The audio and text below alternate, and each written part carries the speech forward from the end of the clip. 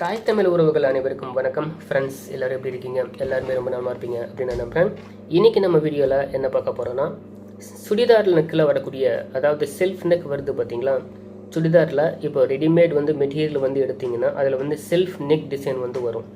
So அப்படி self neck design வரும்போது அதில் எப்படி சரியான முறையில் அந்த கழுத்தோட வடிவமைப்புக்கு ஏற்றாற் போல் சூப்பராகவும் நைஸாகவும், அதாவது ஒரு அழகான ஒரு ஃபினிஷிங் மெத்தட்லையும் எப்படி லைனிங் ஃபிக்ஸ் பண்ணுறது அப்படிங்கிறத தான் இன்றைக்கி நம்ம வீடியோவில் பார்த்திங்கன்னா ரொம்பவே தெளிவாக பார்க்க போகிறோம். இந்த வீடியோவை ஆரம்பத்துலேருந்து முடிவு வரைக்கும் தொடர்ந்து பாருங்கள். நிச்சயமாக இந்த வீடியோ உங்கள் எல்லாருக்குமே ரொம்பவே பயனுள்ளதாக இருக்கும் அப்படின்னு நான் நம்புகிறேன். வாங்க இன்றைக்கி வீடியோக்குள்ளே போகலாம்.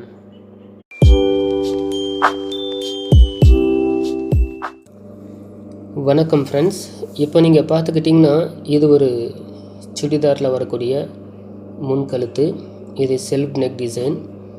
இந்த நெக் டிசைனை நம்ம தையல்லையே லைனிங் ஃபிக்ஸ் பண்ணுறதுக்கு நிறைய பேர் ரொம்பவே கஷ்டப்படுறீங்க. நான் பார்த்துருக்கேன் கண்ணால்.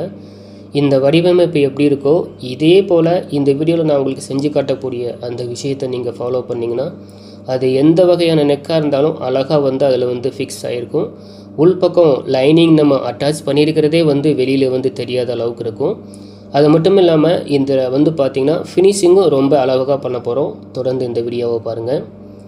இப்போது இந்த சுடிதாருக்கு உண்டான முன்பாகத்தை நம்ம எடுத்துக்கிறோம். எப்போவுமே சுடிதார் நம்ம ஸ்டிச் பண்ணுறதுக்கு முன்னாடி நம்ம கட்டிங் பண்ணும்போதே ஒரு பக்கம் மார்க்கிங் போட்டிருப்போம். அதை தையல் ஆரம்பிக்கிறதுக்கு முன்னாடியே இன்னொரு பக்கமும் நம்ம மார்ஜின் பண்ணுறது என்னுடைய பாலிசி. எப்போவுமே நான் அப்படி தான் பண்ணுவேன். அந்த மாதிரி பண்ணிக்கோங்க. அப்படி செய்யும்போது உங்களுக்கு சைடு அட்டாச் பண்ணும்போது உங்களுக்கு நிறையவே பாசிபிலிட்டி இருக்கும்.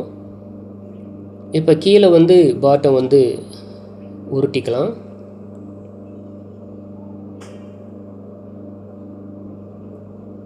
இதற்கடுத்து நம்ம இதில் செய்யக்கூடிய விஷயம் என்னென்னா, இந்த முன்பாகத்தில் இப்போது நம்ம பாட்டம் உருட்டிட்டு அதுக்கப்புறமா திரும்பவும் நடு சென்டர் மடிப்பு எடுத்துக்கலாம். இந்த சென்டர் மடிப்பில் நம்ம இந்த முன்னாடி இருக்கக்கூடிய அந்த செல்ஃப் நெக் டிசைனை மேலே கரெக்டாக வர்ற மாதிரி வச்சுக்கணும். அப்படி நீங்கள் கரெக்டாக வைக்கும்போது ஷோல்டர் பகுதியும் இப்போ பாருங்கள், கழுத்து கரெக்டாக என்ன நெக் இருக்கோ அதை அப்படியே மடித்து வச்சுருக்கோம். ஷோல்டர் பகுதியும் இப்படி நேராக வர்ற மாதிரி பார்த்துக்கோங்க. இது கழுத்தோட அகலமும் உயரமும் ஒன்று போல் வர்ற மாதிரி வச்சுக்கோங்க. ஷோல்டர் பகுதியும் சென்டர் பகுதியும் கரெக்டாக ஒன்று போல் வர்ற மாதிரி நீங்கள் இதில் பிளேஸ்மெண்ட் பண்ணிட்டீங்கன்னா அதற்கப்புறமா இதில் இந்த கழுத்தில் வரக்கூடிய அந்த செல்ஃப் நெக் டிசைனை அப்படியே நீங்கள் வரைஞ்சிக்கோங்க. வரைஞ்சிட்டு இப்போ என்ன பண்ணுறீங்கன்னா, இதில் ஜஸ்ட்டு ஒரு 1/4 இன்ச்சு எந்த இடத்துல வரைஞ்சிருக்கீங்களோ அது 1/4 இன்ச்சு கேப்பு விட்டு நீங்கள் அதை அந்த கழுத்தோட வடிவமைப்பை அப்படியே வெட்டிக்கோங்க.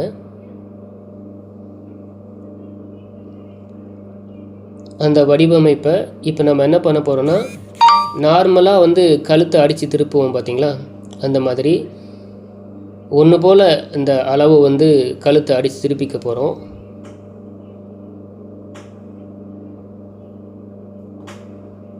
ஜஸ்ட் ஒரு லைனிங் கொடுத்து அடித்து திருப்பும்போது அதோட ஃபினிஷிங் வேறு லெவலில் இருக்கும். தச்சு முடியும் போது அது எப்படி இருக்குதுன்னு நீங்கள் பார்க்கத்தான் போகிறீங்க.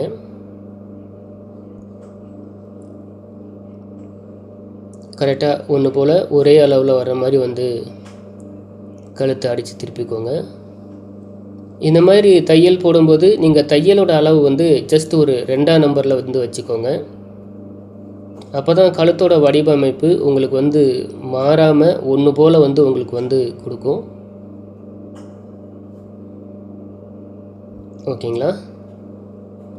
இப்போ இதில் ரவுண்ட் ஷேப் வர இடத்துல நம்ம சின்ன சின்னதாக அறுக்காது போட்டுக்கலாம்.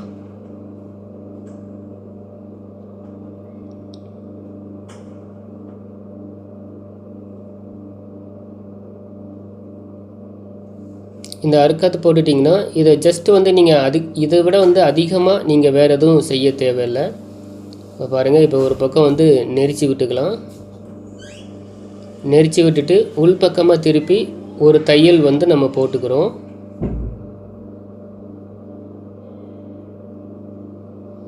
ஸோ இது வந்து என்னுடைய இந்த நெக்கு வந்து பார்த்திங்கன்னா ஜஸ்ட்டு வந்து ஒரு ரவுண்ட் நெக் வர்ற ஷேப்பில் வந்து இருக்குது. இப்போ சில பேருக்கு வந்து ஸ்டார் நெக் வரலாம், சில பேருக்கு வந்து லீஃப் நெக் வரலாம். ஸோ அதாவது நெக்கோட வடிவமைப்பு எப்படி இருக்கோ அது ஒரு ப்ராப்ளமே இல்லை. பட்டு இந்த ஒரு வீடியோவில் நான் உங்களுக்கு செயல்முறைப்படுத்தி என்ன விஷயங்கள் நான் உங்களுக்கு வந்து காட்டியிருக்கணும். அதே விஷயத்தை நீங்கள் வந்து ஃபாலோ பண்ணிக்கிட்டிங்கன்னா அது எல்லா வகையான நெக்குக்கும் வந்து பொருந்தும்.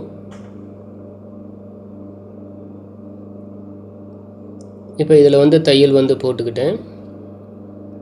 இதற்கப்புறமா என்ன பண்ணுறோம்னா, இந்த உள்பக்கம் இருக்கக்கூடிய துணியில் வந்து 1/2 இன்ச்சுக்கு மேலே 1 இன்ச்சுக்கு உள்ள நம்ம உள்பக்கம் துணியை வந்து ஜஸ்ட்டு பிசுரோடையே அப்படியே வந்து வெட்டிக்கலாம்.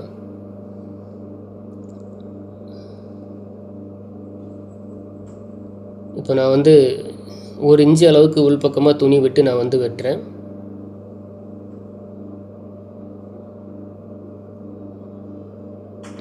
இதை ஃபிக்ஸ் பண்ணிட்டிங்கன்னா ஆல்ரெடி நம்ம செல்ஃப் நெக்கில் என்ன டிசைன் இருக்கோ அதே அளவு வடிவமைப்பு நம்ம இந்த கழுத்தில் லைனிங்கில் நம்ம கொண்டு வந்துட்டோம். இப்போ நம்ம என்ன பண்ணுறோம்னா, இதை கரெக்டாக மிடில் பண்ணி சென்ட்ரு பண்ணி நம்ம மேல் பக்கம் வச்சு தையல் வந்து போட்டுக்க போகிறோம். இப்படி நம்ம செய்யும்போது ஒரு பக்கம் ஷோல்டர் இறங்கி ஒரு பக்கம் ஏறி வர்றதுக்கு வாய்ப்பு இருக்குது. அதனால் வந்து சென்டர் பாயிண்ட்டை வந்து கரெக்டாக நம்ம வச்சுக்கிறது ரொம்பவே முக்கியமான ஒரு விஷயம். இன்னும் சொல்லப்போனால் இப்படி சென்டர்லேருந்து தான் நம்ம தையல் ரெண்டாவது அந்த ஃபிக்ஸ் பண்ணுறதுக்கே ஆரம்பிக்கணும். நானும் அப்படி தான் செய்ய போகிறேன்.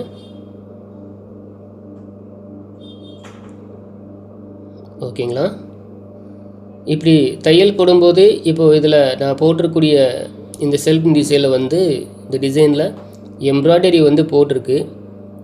இதுவே சில நேரங்களில் வந்து ஆரி ஒர்க் கூட வந்திருக்கலாம். அந்த மாதிரி ஆரி ஒர்க் வரும்போது நீங்கள் தையல் போடும்போது வந்து பார்த்திங்கன்னா மிதியோட அளவை வந்து பார்த்திங்கன்னா லேசாக லிஃப்ட் பண்ணிவிட்டு தான் நீங்கள் தையல் போடுற மாதிரி இருக்கும். அது எப்படின்னு நம்ம சேனலில் வந்து ஆரி ஒர்க் ப்ளவுஸ் ஸ்டிச்சிங் வீடியோ நான் போட்டிருக்கேன். அந்த மாதிரி நீங்கள் அதை பார்க்கும்போது உங்களுக்கு தெரியும். பட் இது எம்ப்ராய்டரியாக இருக்கிறனால அந்த தையலை வந்து நான் எதுவுமே பண்ணாமல் அந்த மிதி அளவை அப்படியே வந்து கரெக்டாக வச்சு நான் தையல் வந்து போட்டுட்ருக்கேன். இதில் இன்னொரு முக்கியமான ஒரு விஷயம் என்னென்னா, நீங்கள் கடைபிடிக்க வேண்டியதில் இப்போ இந்த ஒரு தையல் மட்டும் போட்ட உடனே உங்களுக்கு அழகாக வந்து ஃபிக்ஸ் வந்து இந்த கழுத்தோட அமைப்பு ஃபிக்ஸ் வந்து கரெக்டாக வந்து ஆகிடும். பட் இதோடு மட்டும் நீங்கள் விட்டுறக்கூடாது. நம்ம இன்னொரு க்ரீப்பான ஸ்டிச்சும் நம்ம வந்து போடணும். ஏன்னா இந்த ஒரு தையல் மட்டும் போட்டுட்டு விடும்போது நீங்கள் வந்து மேல் துணியும் உள்ள லைனிங்கும் தனியாக வந்து லிஃப்டிங் ஆகிறதுக்கு வாய்ப்பு இருக்குது. அதனால் இதில் எம்ப்ராய்டரி வர்றதுனால அந்த எம்ப்ராய்டரி 2 பக்கம் இருக்குது இல்லையா, அதை 1 இன்ச்சு அளவுக்கு தையல் போடுற மாதிரி இன்னொரு தையல் வந்து ஃபிக்ஸ் ஆகி வர்ற மாதிரி அதுலேயும் வந்து இன்னொரு தையல் வந்து நம்ம போட்டுக்கணும். அப்போ தான் இந்த லைனிங் வந்து நம்ம ஃபிக்ஸ் பண்ணியிருக்கோம் அப்படிங்கிறதே தெரியாத அளவுக்கு நம்ம கழுத்தோட அமைப்பும் லைனிங்கோட அமைப்பும் ஒன்று போல் வந்து கரெக்டாக மெர்ஜ் ஆகி வரும். பார்த்திங்கன்னா இந்த மாதிரி வந்து வரும். ஸோ இப்போ வந்து உங்களுக்கு சுடிதார் நீங்கள் நெக் யூஸ் பண்ணிங்கன்னா, அவங்க கஸ்டமர் யூஸ் பண்ணுறாங்கன்னா, அப்போ வந்து துணி வந்து லிஃப்டிங் ஆகிறதுக்கு வாய்ப்பே வந்து இல்லை. இந்த மாதிரி வந்து டபுள் தையல் வந்து போட்டுக்கோங்க. ஸோ இந்த வீடியோவில் இது வரைக்கும் நான் உங்களுக்கு சொல்லி காட்டின விஷயம் ரொம்பவே உங்களுக்கு பயனுள்ளதாக இருக்கும். ட்ரை பண்ணி பாருங்கள். நன்றி. டியர் ஃப்ரெண்ட்ஸ், நீங்கள் பார்த்த இந்த வீடியோ உண்மையிலே உங்களுக்கு ரொம்பவே பிடிச்சிருக்கும், ரொம்பவே பயனுள்ளதாக இருந்திருக்கும் அப்படின்னு நான் நம்புகிறேன். இந்த வீடியோ பிடிச்சிருந்தால் அந்த வீடியோவுக்கு மறக்காமல் ஒரு லைக் கொடுத்து உங்கள் ஃப்ரெண்ட்ஸ் அண்ட் ஃபேமிலி எல்லாருக்குமே இந்த வீடியோவை ஷேர் பண்ணுங்கள்.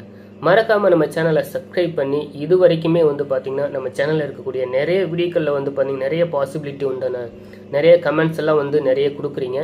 நம்ம சேனலில் இருக்கக்கூடிய அனைத்து வகையான வீடியோவும் நீங்கள் பார்த்தீங்கன்னா உங்களுக்கு நிச்சயமாகவே ஒரு முழுமையாக ஒரு டெய்லரிங் கற்றுக்கிறதுக்கு ரொம்பவே ஒரு எளிய முறையில் வந்து கற்றுக்கிறதுக்கு ரொம்பவே பாசிபிளான நிறைய விஷயங்கள் நம்ம சேனலில் நிறைய வீடியோக்கள் போட்டிருக்கேன். அந்த வீடியோவை தொடர்ந்து பாருங்கள், எல்லாருமே பயன்பெறுங்க. இதே போல் வேறொரு வீடியோவில் மீட் பண்ணுறேன். நன்றி, வணக்கம்.